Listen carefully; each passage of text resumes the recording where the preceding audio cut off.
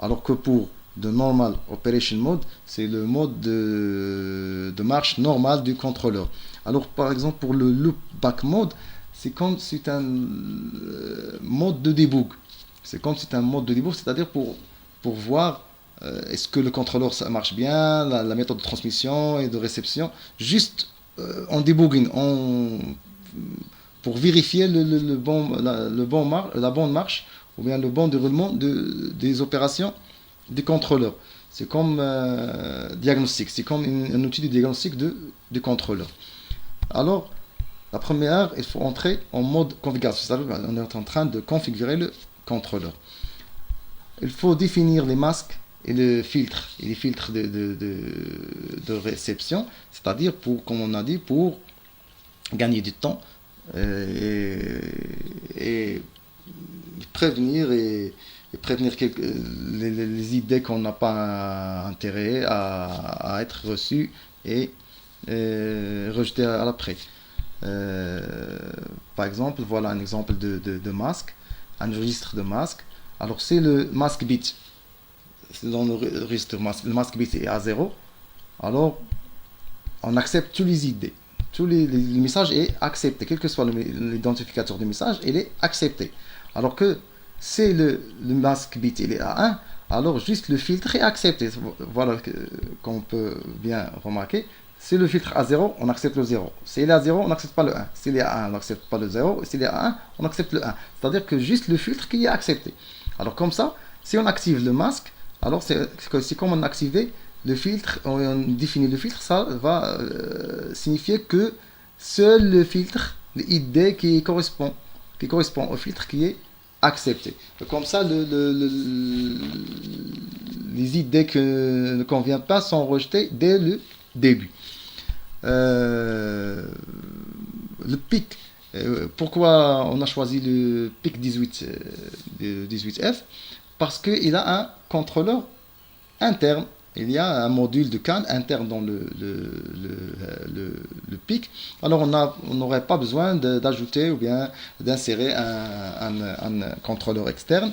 Il faut juste ajouter le transmetteur. Le transceiver, c'est le MCP 2551. Ça, c'est selon l'architecture ou bien selon microchip, l'entreprise microchip.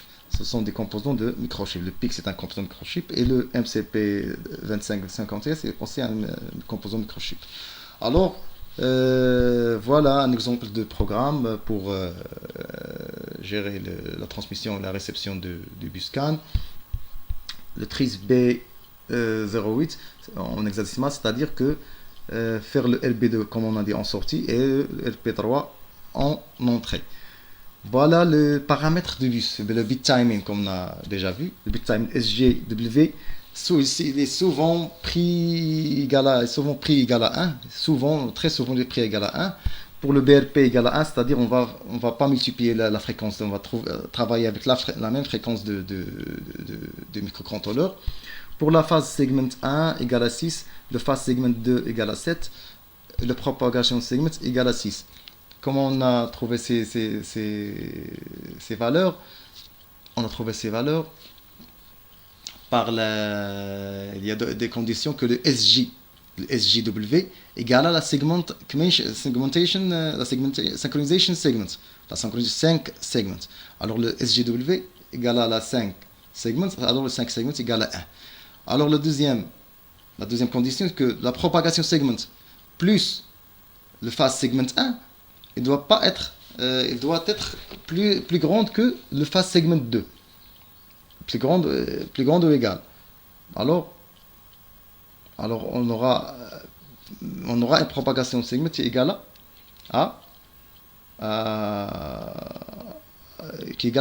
doit être plus supérieure ou égale à 1. De plus, en choisissant une vitesse pour le buscan, comme on a vu, il y a plusieurs vitesses de buscan. En choisissant le buscan, c'est comme on a bien choisi le bit, le time bit. comme on a choisi le time bit de transmission. Et comme ça, à l'aide de la formule qu'on a vue tout à l'heure, on pourrait calculer ou bien faire bien déterminer les valeurs de propagation segment et d'ensuite les autres valeurs. Alors c'est juste une affaire de calcul.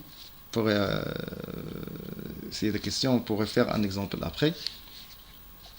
Alors voilà l'initialisation de configuration, par exemple le fast segment, que c'est un message standard, qu'on a un double tampon, qu'on va utiliser les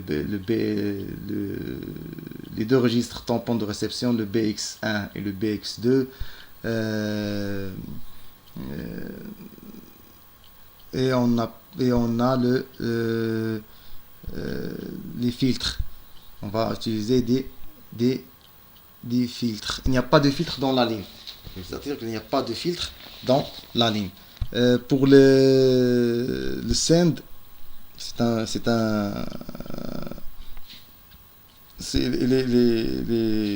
lié par l'opération de transmission. Bien, on voit, on a la priorité 0.